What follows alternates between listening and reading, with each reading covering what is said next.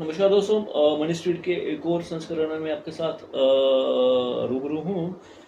मैं कई बार सोचता हूँ कि क्या क्या वजह है कि विश्व के बहुत से देश, कई ऐसे देश जो हमारे सामने जगह के लिहाज से, संख्या के लिहाज से और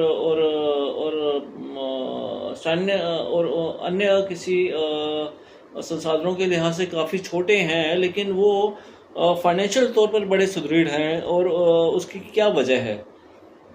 उसकी वजह क्या है? उसकी वजह ये है कि वहाँ पर उन्होंने फाइनेंशियल लिटरेसी को सीख लिया। और जहाँ तक भारत की बात है, तो भारत में अभी तक फाइनेंशियल लिटरेसी हो नहीं पाई है। सरकार ने कोशिश तो की थी जन धन योजना के साथ। उन्होंने कई ऐसे परिवारों को, कई ऐसे लोगों को, कई ऐसे पिछड़े वर्गों को बैंक के साथ जोड़ने का प्रयास किया, जहाँ पर ताकि वो बैंकिंग सिस्टम को समझ सके, वो फाइनेंशियल लिटरेसी को समझ सके। लेकिन उसमें खाली जो ये काम है, ये केवल केवल सरकार का नहीं है। यहाँ पर उन सभी इंस्टीट्यूशंस का काम आता है, उन सभी प्रोफेशनल्स का काम आता है जो ऐसे इंस्टीट्यूशंस में काम कर रहे हैं। उनका उनका फ़र्ज़ बनता है कि वो ना केवल अपनी नौकरी बचाने के लिए, बल्कि लोगों के लिए एक फाइनेंशियल लिटरेसी के लिए, लोगों की फाइनेंशियल अवेयरनेस के लिए वो उनको ये बताएं कि इंश्योरेंस क्यों ज़रूरी है, इन्वेस्टमेंट्स क्यों ज़रूरी है, सेविंग्स क्यों ज़रूरी है, या क्यों छोटी छोटी बचतें आने वाले समय में आपकी बड़ी ज़रूरतों को पूरी कर सकती हैं।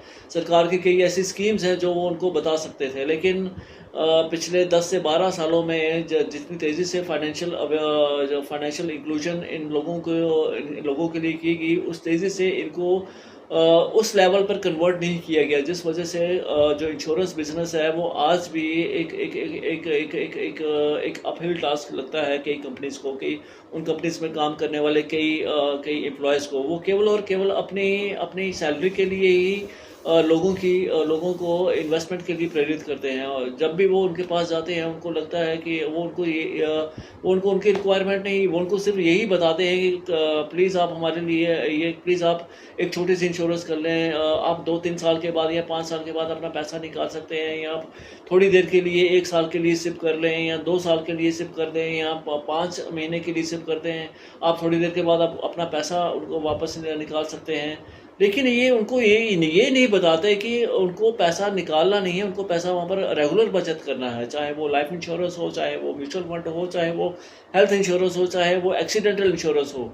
इनकी महत्वता जब तक हम लोगों के घर तक, लोगों के परिवार तक उसकी महत्वता नहीं बताएंगे, तब तक उनको इस चीज़ की समझ नहीं आएगी। वो हर बार हमसे भागते रहेंगे, वो इंश्योरेंस का नाम लेकर वो डरते रहेंगे। म्यूचुअल फंड से